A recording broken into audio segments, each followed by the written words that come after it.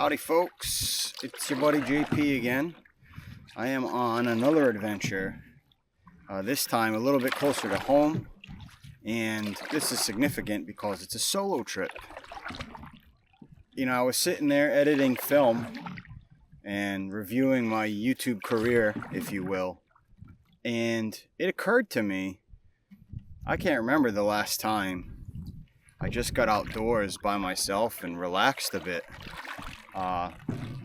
And really that's how I got my start, you know. So I would go outside, I'd do some hiking, and then I started making videos, which were terrible.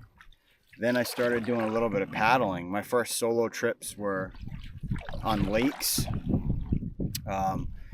I've never done a solo river trip. It occurred to me that's not taken place. So today, Project Knife Hand's first solo river trip is happening.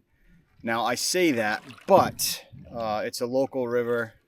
It's fairly calm, and I'm really just, you know, paddling upriver, camping out, and then heading back to the truck. It's about 1:30 in the afternoon right now. I've only got 3 hours of daylight.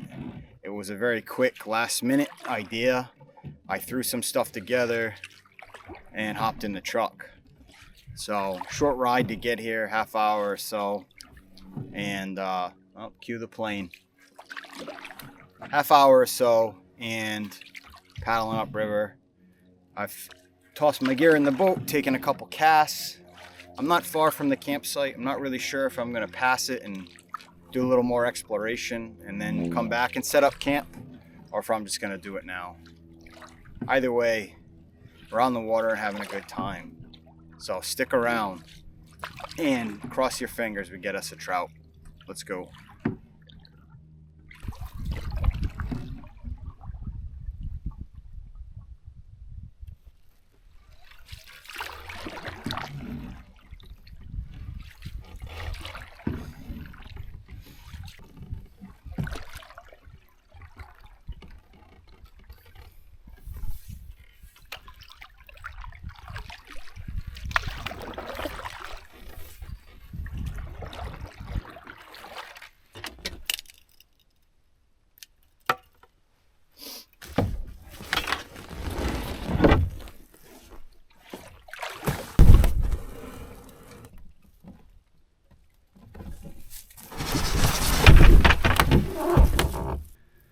Ooh, it's a hell of a drag up that hill, but we're up. A lot of folks don't like this site because of how unlevel it is, but it's an excellent hammock site. So, there's the river in all its glory. First paddle in this boat, actually the Old Town Hunter. Good old flat bottom Royal X. I did bring a bucket of hardwood out because usually these unofficial spots that the locals frequent are usually picked pretty clean, but there's actually wood everywhere, which is surprising to me. So I won't really need that, but I'm gonna use it because it's from the stash at home, and I'm definitely not gonna, you know, take it back. The site's kind of in disarray. That was the fire pit. People are trying to let the fire do the work. I get it, but so I'll set up, clean up the fire pit. It's gonna be great. I have minimal food on this trip too. I brought dinner. I have no snacks. Didn't even bring breakfast. So, a couple of pre-made burritos that are going to be fantastic. So stick around for the culinary show. So, all right, let's find a spot, set up, clean up this fire pit, and then we're going to do a little fishing. Pro tip: I know you see YouTubers set up their camera and walk into a frame and look around like they already haven't scoped out the site, but it's a good idea to get in that habit, because I can see several widowmakers, which is, you know, the term for a dead standing tree. The weather's supposed to be fair tonight, but you don't want to be camped remotely close to one, because if they come down, you know, well, you'll get dead. And there's a whole lot of dead standing in here. A couple of big ones right where you'd put your hammock. You're like, oh, these two trees would be fantastic. Big old dead tree right there. So pay attention to that. What am I telling you guys for? You already know.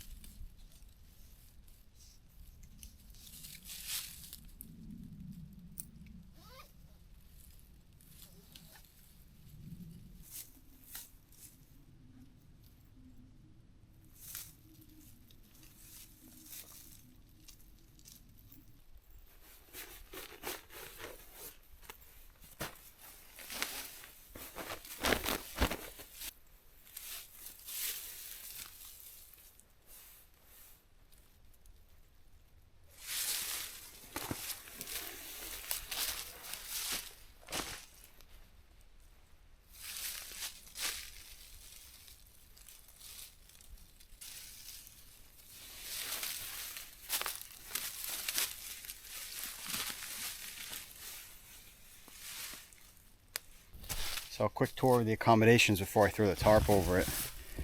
Hammock gear, underquilt protector, war bonnet, 0 degree Wookie, basically integrated underquilt, and then my war bonnet Eldorado. Inside I have my 20 degree EMS quilt and a little climate pillow. Now I'm going to throw my war bonnet Superfly over it, call it a day, and then have a beverage. I'm probably going to say this a lot in this video, but pro tip, if you don't have a ton of money for layers, go to a Savers or a bargain outlet, whatever you have near you, Salvation Army, Savers, Goodwill, those sorts of places. This is an old wool sweater. You want to make sure that, you know, it's pretty much just about 100% wool. This one's 80% and 20% nylon, so it's wool and synthetic, and I paid a few dollars for it. So what you do is keep yourself a nice thin synthetic layer underneath it and put a cheap sweater like this over the top of it, and my god, it's 40 something degrees Fahrenheit and I was roasting in this thing. So as far as warmth goes, lots of bang for your buck. You don't always have to go and buy a, you know, $400 puffy jacket. While those are fantastic, layers like this when you're canoe camping are awesome because they will save your life if you get wet. They add to the warmth and down, so if you have this on underneath a down quilt, it's going to make a huge difference. So very inexpensive, $5-7 for something like this, and it just goes such a long way.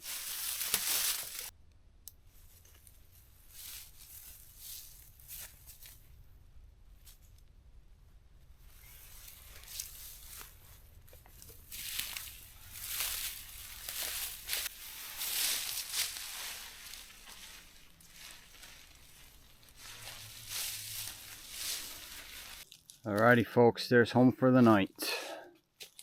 I haven't used my hammock setup in a while, so I had a couple pieces of cordage missing that I usually use to tie back the doors on the Superfly. So if you've seen my setup before, the doors close and give me protection from the weather. The weather isn't supposed to do anything crazy tonight, so I'm not too concerned about it. But in the meantime, I have, you know, ample cordage, so we just did a trucker's hitch to peel the doors back. I will probably sleep with those doors open this evening, since we are well insulated and comfortable. So there's another tip for you. Make sure you have ample cordage. In fact, get yourself a little dry bag and keep excess stakes in it. So I have extra stakes, a bit of cordage. I also have a couple of line locks for different things. And the next tip is to hang it off of your ridge line. So in the middle of the night, if things were to get crazy, you, for whatever reason, your setup got all discombobulated and you need to batten down the hatches and you need to do things in a hurry, you know right where your cordage is. So now that I'm all set up, I make sure any emergency items that I might need to fix my setup if the weather turned bad is readily accessible. One of the other things that I do is prepare my lighting. We only have about an hour until dark, so I hate fumbling for my stuff in the dark. So I have a little lantern. This is my Wolf air pump / lantern. I'll set the lantern right there, and a lot of times I will also hang my headlamp. So camp is all set up, our shelter is all set up and adequate. Guy lines and stakes, lights if we need it.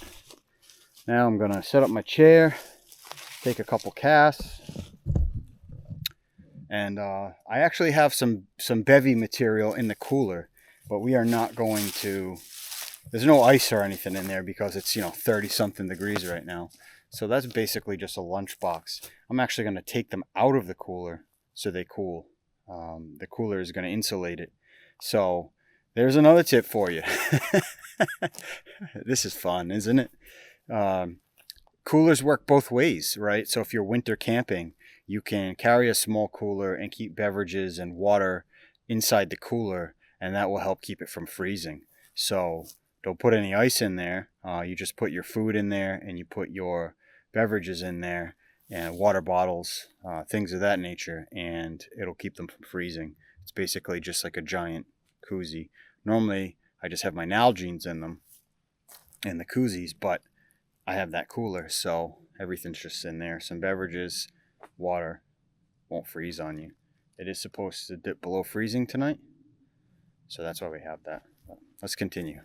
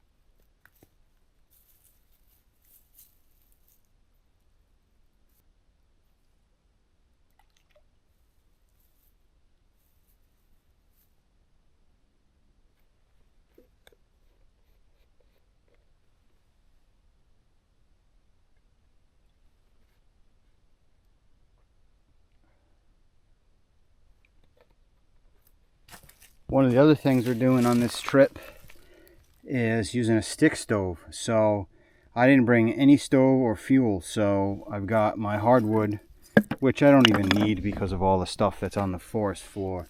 But I've collected up a bunch of stick fuel, so some of it will start the fire, and in the morning I'll break out the stick stove to heat up some water for some tea before we head out.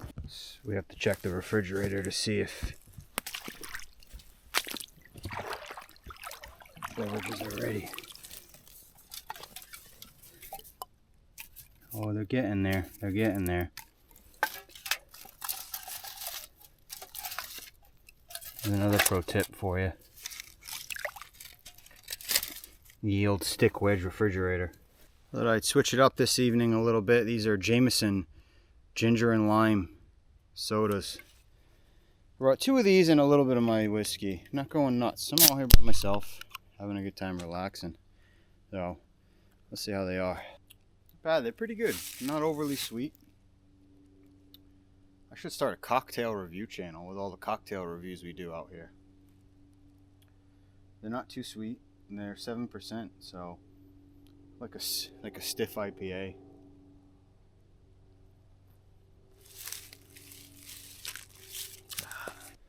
Pro tip number 37.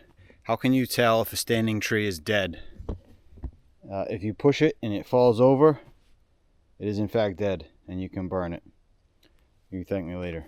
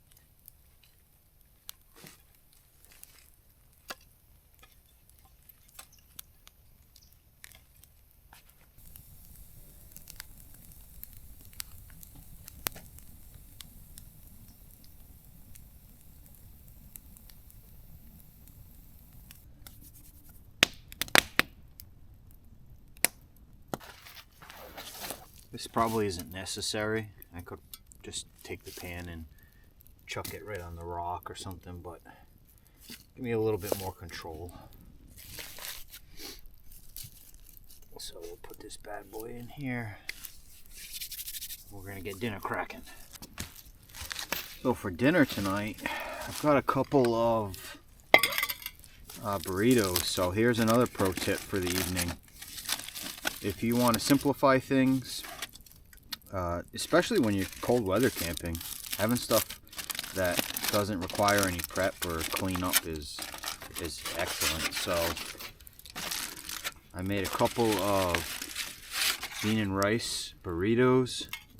They have some cheese in them, guac, salsa, black beans, rice, and some seasoning. I don't know if I said cheese already, but they have cheese in them as well.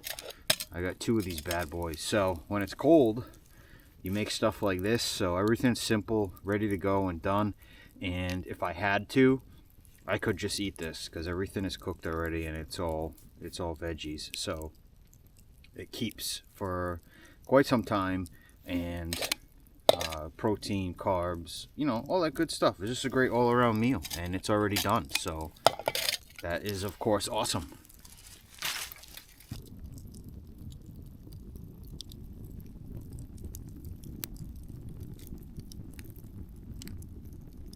Well, we're a little bit too toasty, but it's still quite sexy. You can't win them all, you know? Oh, so good. Definitely a huge plus making these things ahead of time.